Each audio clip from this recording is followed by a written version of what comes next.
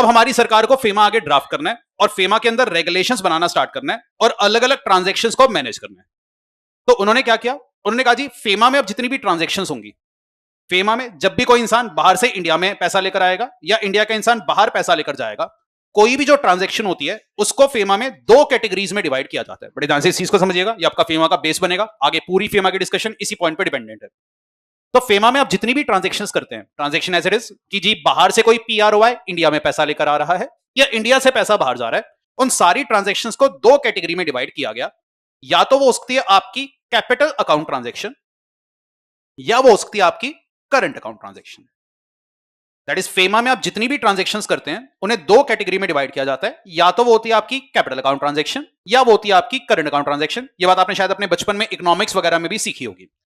तो इंटरनेशनल जो ट्रांजैक्शंस होती हैं उनको दो कैटेगरी में डिवाइड किया जाता है, या तो वो होगी कैपिटल या वो होगी करंट। अब सर कैपिटल या करंट अकाउंट ट्रांजैक्शन कौन सी होती है उस पर तो बाद में जाएंगे, पर अगर आप अपने लॉजिक से बताओ इनमें से कौन सी ट्रांजैक्शंस के अंदर फॉरेन करेंसी का इन्वॉल्वमेंट ज्यादा होगा, कैपिटल या करंट? मतलब वो कौन सी ट्रांजैक्शन होती होगी जहां पर हमें फॉरेक्स की डिमांड ज्यादा करनी पड़ती होगी, कैपिटल या करंट? कैपिटल। और जो करंट अकाउंट ट्रांजैक्शन होती होगी वहां पर फॉरेक्स रिक्वायर्ड तो होता होगा, पर कंपेरेटिवली वहां पर अमाउंट क्या होता होगा, कम रिक्वायर्ड है। तो सर उसको हम कहेंगे कैपिटल या करंट अकाउंट ट्रांजैक्शन। मैं एक दो एग्जांपल लेता हूं, आप अपने गेस वर्क से समझ जाओगे कैपिटल है या करंट अकाउंट ट्रांजैक्शन है। आज हम इंडिया में बैठे हुए हैं और इंडिया में बैठे बैठे हमको कुछ लोन चाहिए था 1000 करोड़ डॉलर का। तो ये डॉलर का जो लोन है इंडिया से ना रेस करके मैंने एक अमेरिकन बैंक से रेस कर लिया। बताओ जी कैपिटल अकाउंट ट्रांजैक्शन हो गया करंट? कैपिटल। आज आपको इंडिया के बाहर घूमने जाना था, ट्रेवल पर खर्चा करने के लिए आपने 10,000 बाट एक डीलर से मांगे, कैपिटल या करंट? करंट। तो एक चीज तो क्लियर है, कैपिटल अकाउंट ट्रांजैक्शन ऐसी ट्रांजैक्शंस होती हैं जहां पर फॉरेक्स का इन्वॉल्वमेंट ज्यादा होगा, करंट अकाउंट ट्रांजैक्शन में कंपेरेटिवली कम होगा। तो जब फेमा को ड्राफ्ट किया गया, फेमा को ड्राफ्ट करते हुए हमने क्या कहा, क्योंकि कैपिटल अकाउंट ट्रांजैक्शन के अंदर फॉरेक्स बहुत ज्यादा इन्वॉल्व होने वाला है, उससे देश के फॉरेन करेंसी बैलेंस पर ज्यादा प्रेशर आएगा, इसलिए जितनी भी कैपिटल अकाउंट ट्रांजैक्शंस हैं those transactions are always prohibited. That is FEMA को जो ड्राफ्ट किया गया, ड्राफ्ट करते वक्त क्या कहा गया, all the capital account transactions are always prohibited unless permitted. कहने का तात्पर्य है आपने पूरा फेमा उठाकर पढ़ा और आज आपको एक कैपिटल अकाउंट ट्रांजैक्शन करनी है और उस कैपिटल अकाउंट ट्रांजैक्शन के लिए पूरे फेमा में कहीं कुछ लिखा ही नहीं है कि ये हो सकती है या नहीं, तो इसका मतलब क्या होगा, नहीं हो सकती।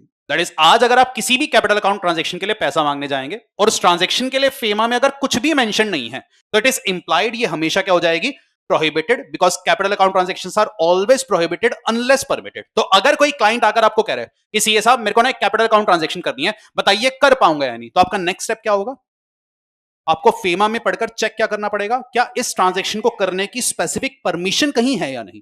अगर तो परमिशन हुई तो वो कर लेगा, पर अगर परमिशन नहीं हुई क्या वो ट्रांजैक्शन आप कर पाओगे, नहीं, वो ट्रांजैक्शन करना आपके लिए अलाउ ही नहीं होगा। लास्ट क्लास में हमने कुछ एग्जांपल लिए थे कि सिया को इंडिया के अंदर आकर पैसा लगाना था और उसने सिंगापुर एयरलाइंस या टाटा सिया के अंदर कुछ पैसा इन्वेस्ट किया जहां पर कितने % की एफडीआई अलाउड थी, वो कह रहे जी मेरे पास 60% का स्टेक खरीदने का पैसा है, क्या किसी भी तरीके से हम लगा सकते हैं, नहीं, क्योंकि फेमा उस चीज की इजाजत ही नहीं दे रहा। तो वो भी इस चीज का एग्जांपल था आपका कैपिटल अकाउंट ट्रांजैक्शन का। और जब करंट अकाउंट ट्रांजैक्शन की बात आई वहां पर आपका फॉरेक्स का इन्वॉल्वमेंट कंपेरेटिवली कम रहने वाला है, बिकॉज आपको बाहर पढ़ने जाना है, बाहर घूमने जाना है, मेडिकल ट्रीटमेंट कराने जाना है, ये कुछ एग्जांपल होते हैं आपके करंट अकाउंट ट्रांजैक्शन के लिए। तो बड़ा ये ट्रांजैक्शन क्वांटम वाइज अगर बात करें लिमिटेड होती होंगी या बहुत ज्यादा होती होंगी, क्वांटम वाइज मतलब नंबर ऑफ ट्रांजैक्शन वॉल्यूम में मैं बात कर रहा हूं, लिमिटेड होती होंगी या ज्यादा होती होंगी। तो हर ट्रांजैक्शन की परमिशन मांगना, उनको अप्रूव करना बड़ा मुश्किल है, और क्योंकि यहां पर फॉरेक्स का इन्वॉल्वमेंट भी कम है तो फेमा को ड्राफ्ट करते हुए क्या कहा गया, current account transactions are always permitted unless, बहुत अच्छे। तो करंट अकाउंट ट्रांजैक्शन के लिए फेमा को ड्राफ्ट करते हुए यही बोला गया कि अगर आज आपके क्लाइंट को कोई करंट अकाउंट ट्रांजैक्शन करनी है और आपने पूरा फेमा खोल करके पढ़ा और वहां पर उसके लिए कुछ लिखा ही नहीं है, तो इस बात का क्या मतलब होगा, क्या वो ट्रांजैक्शन आप बिंदास कर सकते हो, बिल्कुल कोई दिक्कत नहीं है, वो वाला काम आप कर पाएंगे, because current account transactions are always permitted unless prohibited. क्या ये बात क्लियर है? अब यहां से जो समझने लायक बात बचती है वो ये बचती है, सर ये कैपिटल और करंट अकाउंट ट्रांजैक्शन एग्जैक्टली होती क्या है। चलो इसको समझने की कोशिश करते हैं।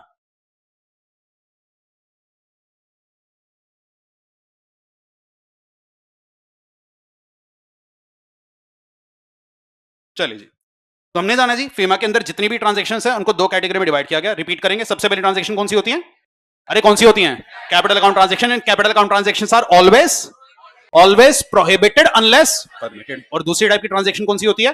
Current. And current account transactions are always permitted unless. अब सर ये कैपिटल और करंट अकाउंट एग्जैक्टली है क्या? तो जी फेमा ने कैपिटल अकाउंट ट्रांजेक्शंस को कैसे डिफाइन किया? उन्होंने कहा जी कैपिटल अकाउंट ट्रांजेक्शन एक ऐसी ट्रांजेक्शन को बोला जाएगा जिस ट्रांजेक्शन की वजह से आज अगर इंडिया में कोई पीआर आए, फॉर एग्जांपल आप हैं या मैं हैं, अगर हम कोई भी ऐसी ट्रांजेक्शन करें जिसकी वजह से हमारी इंडिया के बाहर जाकर एसेट या लायबिलिटी क्या हो जाएगी? ऑल्टर। तो अगर आप कोई भी ऐसी ट्रांजेक्शन करते हो जिससे एक पीआर आए कि इंडिया के बाहर जाकर एसेट या लायबिलिटी ऑल्टर हो रही है, तो उसको क्या बोल दिया जाएगा? Capital account transaction. और कैपिटल अकाउंट ट्रांजेक्शन में एक और ट्रांजेक्शन कवर होती होगी, अगर गेस करके खुद से बताओ। ये वाली ट्रांजेक्शन तो पीआरआई के लिए कवर्ड है। किसी भी पीआरओआई के लिए कैपिटल अकाउंट ट्रांजेक्शन किसको माना जाएगा? किसी भी पीआरओआई के लिए कैपिटल अकाउंट ट्रांजेक्शन किसको माना जाएगा? ऐसी ट्रांजेक्शन जिसकी वजह से पीआरओआई की कहां एसेट या लायबिलिटी ऑल्टर हो जाए? इंडिया में। तो कैपिटल अकाउंट ट्रांजेक्शन का मतलब सिंपल है, ये एक ऐसी ट्रांजेक्शन होती है जिसकी वजह से एक इंडिया के रेजिडेंट की इंडिया के बाहर एसेट या लायबिलिटी ऑल्टर हो जाए, या किसी पीआरओआई की इंडिया में एसेट या लायबिलिटी ऑल्टर हो जाए, तो उसको हम कैपिटल अकाउंट ट्रांजेक्शन की तरह क्लासिफाई करेंगे। और सर अगर एसेट या लायबिलिटी ऑल्टर नहीं हो रही तो वो ट्रांजेक्शन ऑटोमेटिकली क्या बन जाएगी? तो लॉ मेकर ने करंट अकाउंट ट्रांजेक्शन को डिफाइन कैसे किया होगा? Current account transactions are those transaction which are not capital account. But आप लॉ खुद से बनाते हुए चल रहे हो तो लॉ की ड्राफ्टिंग इसी तरीके से हुई है। तो कैपिटल अकाउंट ट्रांजेक्शन एक ऐसी ट्रांजेक्शन होती है जिसकी वजह से पीआरआई की या तो इंडिया के बाहर एसेट लायबिलिटी ऑल्टर हो रही है, या किसी पीआरओआई की इंडिया में एसेट या लायबिलिटी ऑल्टर हो जाए। और करंट अकाउंट ट्रांजेक्शन वो होती है जो कैपिटल अकाउंट आपकी ना हो। तो मैं आपके साथ कुछ एग्जांपल्स लेने जा रहा हूं, जितना भी आपका लॉजिक कहता हो आप अपने हिसाब से बताना कैपिटल होनी चाहिए करंट। क्या आप केबीसी के लिए तैयार हैं? चलिए देखते हैं, फास्टेस्ट फिंगर्स फर्स्ट, कौन आंसर पहले करेगा? जी जाएंगे तो आपको बहुत सारी ब्लेसिंग्स मिलेगी। हाँ जी चलो चलो देखते हैं जी, आंसर कर पाओगे नहीं। सबसे पहला सवाल, हाँ जी 7 करोड़ के लिए सीधा ही, बहुत बढ़िया। तो बड़ा एक पीआरओआई है, ध्यान से बस आंसर करिएगा। एक पर्सन रेजिडेंट आउटसाइड इंडिया। जब भी मैं पीआरओआई बोलूं आप अपने माइंड में एक ऐसे इंसान को इमेजिन करना जो यूएसए में बैठा है। तो आज पीआरओआई एक पर्सन है, यूएसए में बैठा हुआ है, और आज वो इंडिया आना चाह रहा है और किसी इंडिया की कंपनी के शेयर्स में इन्वेस्टमेंट करना चाहता है। तो वो शेयर मार्केट पर आया और शेयर मार्केट पर उसने कुछ इंडियन कंपनीज के शेयर खरीदने हैं या उसमें इन्वेस्टमेंट करनी है। तो बेटा ये ट्रांजेक्शन कैसी बने? Why capital. क्योंकि जैसे ही वो शेयर्स खरीदेगा क्या आज उसका इंडिया में एक एसेट क्रिएट हो गया? तो बेटा इसकी वजह से एक पीआरओआई का इंडिया में क्योंकि एक एसेट ऑल्टर हुआ है, तो इस ट्रांजेक्शन को हम क्या बोल देंगे? Capital account transaction. और ये जो ट्रांजेक्शन है इसको फेमा में नाम क्या दिया जाता होगा? ओडीआई या एफडीआई? ओडीआई या FDI? FDI foreign direct investment. बस ये इन्वेस्टमेंट जो है ये फॉरेन डायरेक्ट भी हो सकती है या फॉरेन पोर्टफोलियो या इंस्टीट्यूशनल भी हो सकती है। वो डिपेंड होता है पर्पस पे कि अगर आप लॉन्ग रन इन्वेस्टमेंट कर रहे हो तो वो क्या बन जाएगा? एफडीआई। और अगर आप सिर्फ शेयर्स खरीद के शेयर में ट्रेडिंग करना चाह रहे हो तो वो क्या हो जाएगा? एफआईआई या एफपीआई उसको बोल सकते हैं। पर इन एनी केस दोनों ही आपकी कैपिटल अकाउंट ट्रांजेक्शन में फॉल करेंगी। क्या ये वाली बात सबको क्लियर है? आते हैं दूसरे केस पर। बेटा फिर से यही पर्सन आ रहे पीआरओआई, और आज वो इंडिया में आकर इंडिया के अंदर एक प्रॉपर्टी खरीदना चाह रहे हैं। तो वो आए, उन्होंने बेटा दिल्ली के अंदर बताओ सबसे महंगी प्रॉपर्टी कहां मिलती होगी? दिल्ली एनसीआर में? गुड़गांव। अगर आपने थोड़ा बहुत भी न्यूज फॉलो करी है, गुड़गांव के अंदर बेटा एक जगह गोल्फ कोर्स रोड, सुना हो कभी आपने? गोल्फ कोर्स रोड पर डीएलएफ ने अपने कुछ अपार्टमेंट्स बनाए हुए हैं। डीएलएफ ने पहले वो अपार्टमेंट्स बनाए थे मग्नोलियास के नाम से। पहले जब मैं ईवाई में काम करता था, ईवाई का ऑफिस भी गोल्फ कोर्स रोड पे था, वहां से वो मग्नोलियास के अपार्टमेंट डायरेक्ट दिखते थे, बिल्कुल पैरेलल बने हुए थे। तो उस समय उन मग्नोलियास का प्राइस हुआ करता था, if I am not wrong, लगभग 20 से 25 करोड़ का एक फ्लैट। ये आज से मैं 10 साल पुरानी बात बता रहा हूँ। तो 20-25 करोड़ का एक फ्लैट आता था, तुम बड़े होते थे यार क्या 20-25 करोड़ के फ्लैट में कौन रह रहा होगा? फ्लैट ले रहे हैं। और मेरी दादी मेरे से कहा करती थी बेटा फ्लैट तो ऐसी चीज होती है जहां पर ना जमीन अपनी ना छत अपनी, हवा में लटके हो। अरे 20-25 करोड़ का फ्लैट लिया हुआ है। अभी रिसेंटली डीएलएफ ने उस मग्नोलिया से एक स्टेप आगे निकलकर उसी से थोड़ी दूरी पर अपना एक नया प्रोजेक्ट बनाया with the name of DLF Camellias. अगर आपने कभी नाम सुना है, पीछे न्यूज में बहुत ज्यादा हाईलाइट हुआ था। कैमिलियास के मग्नोलिया से एक स्टेप आगे बनाया गया, और पिछले ही 3-4 महीने की पुरानी न्यूज है, वहां पर एक फ्लैट सेल हुआ है बेटा 100 करोड़ का। 100 करोड़ का एक फ्लैट उसमें बिका था। और उसी से 2 महीने बाद एक और न्यूज आई कि उसमें टॉप फ्लोर पे एक पेंट हाउस होता है। पेंट हाउस आप समझते हो कि जहां पर आपके पास फ्लैट भी होता है, रूफ राइट भी मिल जाता है, काफी ओपन स्पेस मिल जाता है। वहां पर पेंट हाउस सेल हुआ है 190 करोड़ का। और आपके जो लेंस कार्ड के मालिक है मिस्टर पीयूष, तो उनका भी वहां पर फ्लैट है, काफी सारे वीवीआईपीज का वहां पर फ्लैट आता है। तो वहां पर 100-190 करोड़। तो लेट्स सपोज आज कोई पीआरओआई है यूएसए या दुबई में बैठा है, वो कह रहा है मैं भी आकर वहां पे एक फ्लैट खरीदता हूँ। ऐसा क्या हो गया, हम खरीदते एक फ्लैट। तो उन्होंने वहां पर लेट्स सपोज एक फ्लैट खरीद लिया। अगर वो फ्लैट खरीदना चाह रहे हैं तो बेटा क्या इंडिया में फॉरेक्स लेकर के आएंगे? तो जो फॉरेक्स लाकर फ्लैट खरीदना चाह रहे हैं, ये ट्रांजेक्शन क्या होगी, करंट या कैपिटल? ये भी अनडाउटेडली क्या हो जाएगी आपकी capital account transaction, because once again उनका इंडिया में एक एसेट क्या हुआ है, क्रिएट। और उन्होंने पूरा फेमा पढ़ा, फेमा में इस ट्रांजेक्शन के लिए लेट सपोज कहीं कुछ लिखा ही नहीं है। एक बाहर का इंसान आकर क्या इंडिया में फ्लैट खरीद सकता है या नहीं? उनके पास बेशुमार पैसा है, फिर भी क्या फ्लैट खरीद पाएंगे? नहीं, because capital account transactions are always prohibited unless permitted. पर क्या आपको लगता है फेमा ये चीज अलाउ करता होगा? अलाउड है बेटा, वो खरीद सकते होंगे, परमिटेड है। तो ध्यान रखना, फेमा के अंदर एक ट्रांजेक्शन परमिटेड है, वो सेकंड स्टेप होगा कि वो ट्रांजेक्शन अलाउड होती है नहीं। पहले तो अपने को ये सीखना है फेमा बना कैसे, तो इसलिए यहां पर एक कैपिटल अकाउंट ट्रांजेक्शन के अंदर फॉल करेगा। लेते हैं तीसरा एग्जांपल। बेटा फिर से भाई साहब आ रहे हैं, पीआरओ आए हैं। अब की बार इनको उधार पर पैसा चाहिए। वो अपने देश में बैंक के पास गए, बैंक वाला बहुत ज्यादा ब्याज चार्ज कर रहा है, तो उन्होंने आज इंडिया में इंडिया के एक बैंक से लोन रेज कर लिया। कैपिटल है या current? Why this is capital?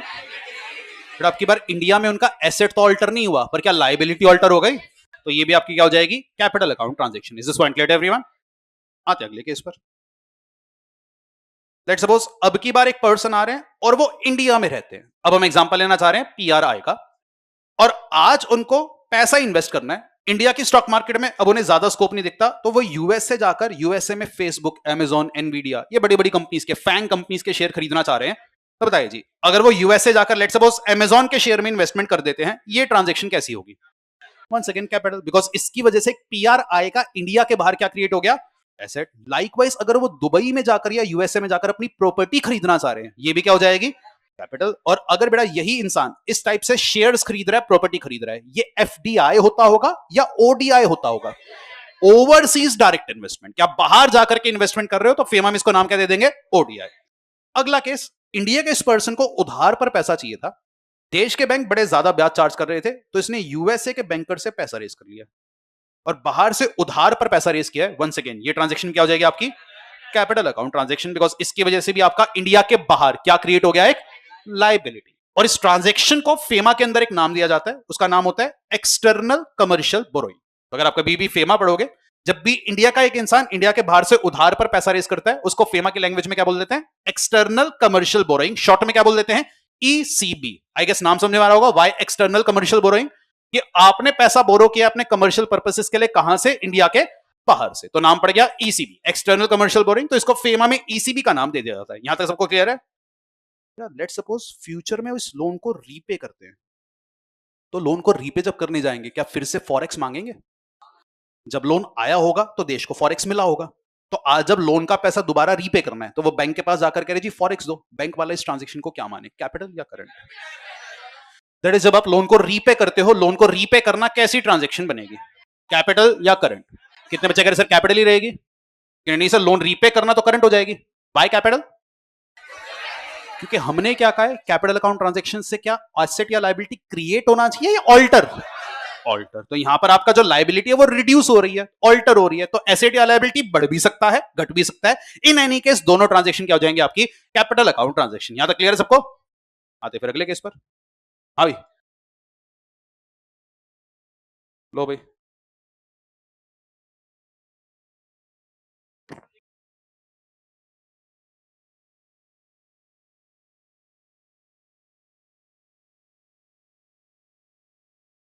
बेटा जब आपने लोन रेज किया तब $1 की वैल्यू थी लेट से ₹80। आपको जब लोन रीपे करना है, $1 की वैल्यू होगी ₹90। क्या बाहर के बैंकर को कोई फर्क पड़ेगा? वो क्या कहेगा, मैंने आपको कितने दिए थे, $1,00,000, तो आप मेरे को रीपे क्या करोगे, $1,00,000। अब वो $1,00,000 के लिए आपके देश ने आपको उस समय ₹80 दिया था, पर जब आप डॉलर खरीदने जाओगे, आपका देश कह रहा है नहीं, अब अपनी जेब से कितने लाओ, ₹90। तो यहां पर आपको फॉरेन एक्सचेंज का एक रिस्क आ गया, फॉरेक्स का एक्सपोजर, जो रिस्क आपके ऊपर आ गया, तो वो आपका खर्चा बन जाता है। तो आपने एएस के अंदर सीखा भी होगा ये चीज। तो ये आपको फॉरेन करेंसी का एक्सपोजर होता है, तो इसको लोन के लिए कुछ भी नहीं बोलेंगे, वो तो आपको फॉरेक्स का एक्सपोजर है। आता है अगले सवाल पर, ध्यान से आंसर करिएगा। चलिए जी बेटा, फिर से अब की बार एक पीआरआई आ रहे हैं, और अब की बार उन्होंने यूएसए से एक लोन ऑब्टेन किया। इस क्वेश्चन का ध्यान से आंसर करना। लोन ऑब्टेन करना तो कैसी ट्रांजैक्शन थी, वो इस लोन के ऊपर टाइम टू टाइम ब्याज पे कर रहे हैं।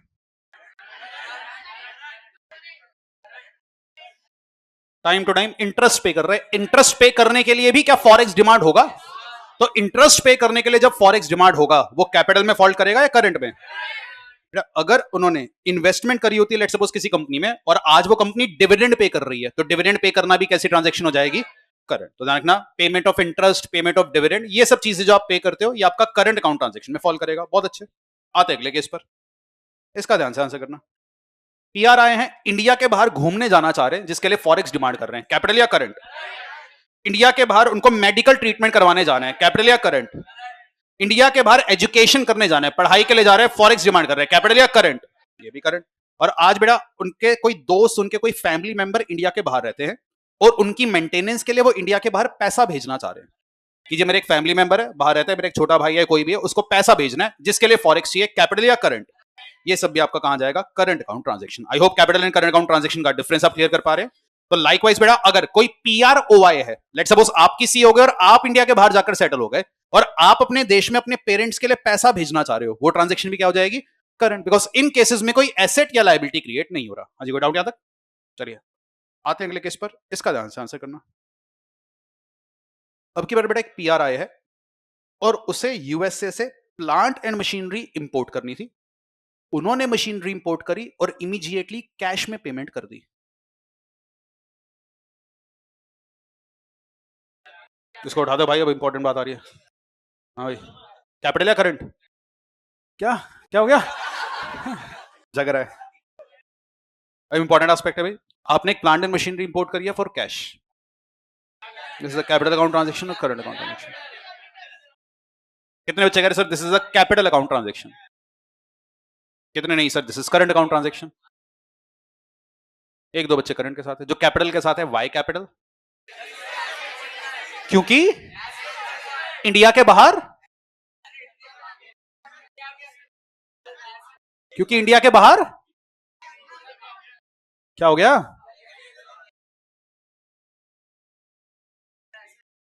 हाँ, एसेट इंडिया के बाहर, एसेट या लायबिलिटी ऑल्टर हुआ है।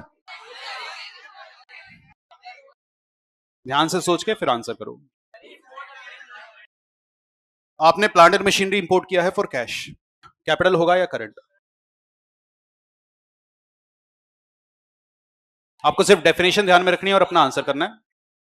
कैपिटल अकाउंट ट्रांजैक्शन उस ट्रांजैक्शन को कहा जाता है जिसकी वजह से एक पीआर आए कि इंडिया के बाहर एसेट या लायबिलिटी ऑल्टर होती है, या एक ऐसी ट्रांजैक्शन जिसकी वजह से पीआरओआई की इंडिया में एसेट या लायबिलिटी ऑल्टर हो। This is the definition of capital account transaction under FEMA. तो अगर आप इंपोर्ट करते हैं फॉर कैश तो ये कैपिटल है या करंट? कितने बच्चे कह रहे sir this is a capital account transaction? Obviously, no doubt. कितने सर दिस इज करंट? ये सर लग तो अभी भी कैपिटल रही है, पर पता नहीं क्यों दिल कह रहा है सर कैपिटल है, दिमाग कह रहा है करंट है। फिर से हम अपने उम्र के उसी पड़ाव पर आ गए जब दिल और दिमाग की फाइट स्टार्ट हो गई है।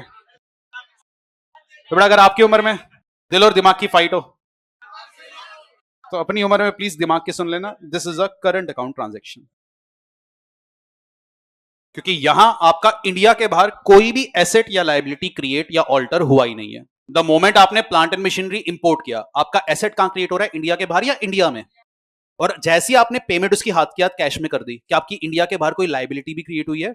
नहीं। तो ध्यान रखना, this is a current account transaction under FEMA. That is FEMA में अगर इंपोर्ट के लिए कुछ भी ना लिखा हो तो क्या बाहर से प्रोडक्ट इंपोर्ट करना आपको अलाउड होगा? बिल्कुल। तो इसलिए फेमा के अंदर एक चीज का ध्यान रखना, जब भी हम कैपिटल अकाउंट ट्रांजैक्शन पढ़ते हैं आपका दिमाग सीधा उसको रिलेट करता है कैपिटल एक्सपेंडिचर से, जो आप इनकम टैक्स और अकाउंट्स में सीखते हो। फेमा की कैपिटल अकाउंट ट्रांजैक्शन का अकाउंट्स के कैपिटल एक्सपेंडिचर से कोई लेना देना नहीं है। फेमा के अंदर कैपिटल अकाउंट ट्रांजैक्शन का मतलब सिंपल है, जहां पर आज इंडिया के बाहर आपकी कोई एसेट या लायबिलिटी क्रिएट हो जाए तो ये आपकी कहां फॉल कर जाएगी, current account transaction. Is this point clear everyone? हाँ जी। तो जी जैसे ही आपने बाहर से प्लांट मशीनरी इंपोर्ट किया, उसकी पेमेंट कर दी, एसेट कहां क्रिएट हुआ, इंडिया के बाहर या इंडिया में? आप वो एक पीआर आए, और क्या इंडिया के बाहर आपकी कोई लायबिलिटी है? कहां है? आपने इंस्टेंटली पेमेंट कर दी, तो ना इंडिया के बाहर कोई एसेट क्रिएट हुआ है ना कोई लायबिलिटी क्रिएट हुई, तो ये कहां फॉल कर जाएगा आपका, करंट में। तो ये कैपिटल एक्सपेंडिचर जरूर है पर ये फॉल कहां करेगा आपका, करंट अकाउंट ट्रांजैक्शन में। और बेटा जब बैलेंस ऑफ पेमेंट में इसको शो करोगे तो बैलेंस ऑफ पेमेंट में जो इंपोर्ट्स हुआ करते थे, इंपोर्ट्स को कैपिटल अकाउंट ट्रांजैक्शन मानते थे, करंट? ध्यान है कुछ? बेटा इंपोर्ट्स हमेशा करंट होते थे। उस समय क्यों नहीं पूछा सर अगर प्लांट एंड मशीनरी इंपोर्ट किया तो? चलो एनीवेज, ध्यान रखना बैलेंस ऑफ पेमेंट का टॉपिक यहीं से इंस्पायर होकर बना है। वहां पर हर टाइप का इंपोर्ट, चाहे आप नॉर्मल गुड्स का इंपोर्ट कर रहे हो चाहे प्लांट एंड मशीनरी का, दीज आर ऑलवेज आपका करंट अकाउंट ट्रांजैक्शन, बिकॉज यहां पर जो कैपिटल अकाउंट ट्रांजैक्शन का मतलब है वो आपके income tax accounts company law के कैपिटल एक्सपेंडिचर से कनेक्टेड नहीं है, तो आप इसको अकाउंट्स में इनकम टैक्स में कैपिटलाइज करके डेप्रिशिएट करते रहना। पर फेमा के पर्पस के लिए इसको करंट अकाउंट ट्रांजैक्शन माना जाएगा। कहने का तात्पर्य, अगर फेमा में इस ट्रांजैक्शन के लिए कुछ भी नहीं लिखा, क्या आप ये मशीनरी इंपोर्ट कर पाओगे या नहीं? बिल्कुल कर सकते हो, because current account transactions are always permitted unless prohibited. पर अगर इसको कैपिटल मान लेते हो और कुछ ना लिखा होता, क्या ये काम हो सकता था? नहीं, because capital account transactions are always prohibited unless permitted. आते अगले केस पर। अब की बार ध्यान से आंसर करना। आपने फिर से अब की बार यूएसए से प्लांट एंड मशीनरी इंपोर्ट किया है, पर अब की बार किया है ऑन क्रेडिट। अच्छा, ये तो अब की बार क्या आपकी इंडिया के बाहर कोई एसेट या लाइबिलिटी ऑल्टर हुई है? एसेट ऑल्टर हुआ है या लाइबिलिटी? लाइबिलिटी। तो इस वजह से इस ट्रांजैक्शन को क्या माना जाएगा? पर सर एक चीज बताओ, जब बाहर से प्रोडक्ट कैश में इंपोर्ट कर रहे हैं वो क्या था? करंट। क्रेडिट पर इंपोर्ट कर रहे हैं वो क्या है? पर अगर हम बाहर से इंपोर्ट कर रहे हो, सामने वाली पार्टी से कह, तेरी पेमेंट बस जल्दी से कर दूंगा, थोड़ा समय तो दे, सांस तो लेने दे, पेमेंट कर देंगे, थोड़ा सा क्रेडिट पीरियड दे दे, तो फेमा के लिए उसको क्या माना जाना चाहिए? कैपिटल, या कहीं ना कहीं उसको करंट का फीलिंग दे देना चाहिए। तो इसलिए यहां पर आपकी एसेट या लायबिलिटी ऑल्टर तो हुई है, और ये यहां पर आपका कैपिटल अकाउंट ट्रांजैक्शन बिल्कुल बनता। पर अगर आप बाहर से कोई भी प्रोडक्ट इंपोर्ट करते हो on short term credit facility, तो फेमा ने उसको किस तरीके से क्लासिफाई कर दिया?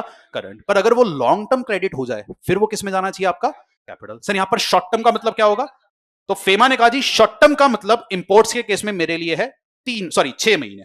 तो अगर आपने कोई प्रोडक्ट इंपोर्ट किया है और 6 महीने का क्रेडिट आप सामने वाली पार्टी से मांगते हो, तो वो आपका क्या हो जाएगा? Current account transaction. पर अगर आपने 6 महीने से ज्यादा का क्रेडिट मांगा कि जी आपकी पेमेंट करेंगे 1 साल 2 साल के बाद, तो बेटा ये कहीं ना कहीं आपका प्रोडक्ट खरीदने का फैक्टर लग रहा है, या आपने अपने प्रोडक्ट को एक तरह से फाइनेंस करवा दिया, तो ये कहां जाना चाहिए आपका?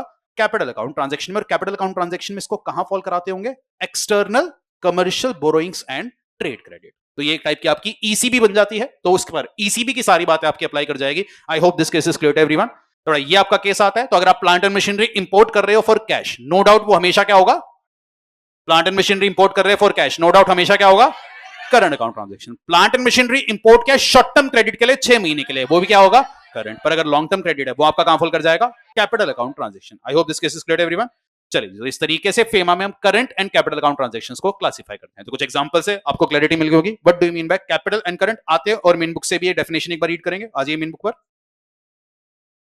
देखते हैं लॉ मेकर ने capital and current account transaction को कैसे डिफाइन किया। आइए जी आओ जी आओ। तो अगर आप आएंगे पेज 15.6 पर, वहां पर आपको capital and current account transaction का मीनिंग दिया जा रहा है। सबसे पहले कैपिटल अकाउंट ट्रांजैक्शन का मतलब यहां पर रीड करते हैं। क्या कह रहे भैया?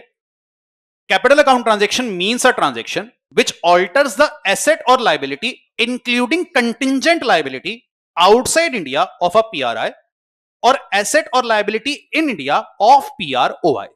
तो कैपिटल अकाउंट ट्रांजैक्शन एक ऐसी ट्रांजैक्शन को माना जा रहा है जिसकी वजह से इंडिया के बाहर किसी पीआरआई की एसेट या लायबिलिटी ऑल्टर हो जाए, या इंडिया के अंदर किसी पीआरओआई की एसेट या लायबिलिटी ऑल्टर हो जाए। And when we see asset और लायबिलिटी, यहां पर कौन सी लायबिलिटी को भी काउंट करना है? Contingent liability. कंटिंजेंट लायबिलिटी का कोई एग्जांपल लिख लेना, गारंटी। बस लेट्स सपोज आपका एक दोस्त यूएसए में रहता है, उसने यूएसए में एक बैंक से लोन लिया और इंडिया में बैठे बैठे आपने उस बैंक को एक गारंटी प्रोवाइड करी है, तो इंडिया के बाहर की आपकी एक कंटिंजेंट लायबिलिटी क्रिएट हो गई। बिल्कुल, कल को अगर आपके दोस्त ने पैसा नहीं चुकाया, आपको पे करना पड़ जाएगा, तो ये कैपिटल अकाउंट ट्रांजैक्शन के अंदर फॉल करेगा। And what do you mean by current account transaction? बिना पढ़े बता देना, करंट अकाउंट का मतलब क्या होगा?